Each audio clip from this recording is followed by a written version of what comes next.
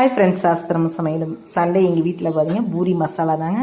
அதை எப்படி செஞ்சுக்கலாம், எப்படி எங்கள் 2 பொண்ணுங்களும் சண்டை போட்டுக்கிட்டு அந்த பூரியை செய்கிறாங்கன்னு பாருங்கள், நீங்களே பாருங்கள்.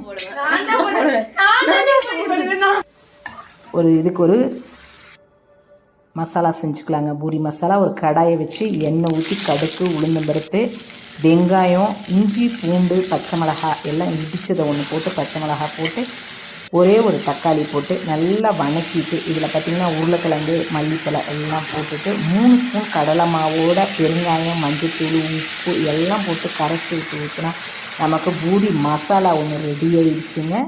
சூப்பராக இருக்குங்க. 4 கிண்டுனா போதும், 10 நிமிஷத்தில் பூரி மசாலா ஒன்று ரெடி ஆகிடுச்சுங்க. அடுத்து பார்த்திங்கனாக்கா மாவு பிசைஞ்சு வச்ச பூரியை நம்ம போட்டுக்கலாங்க.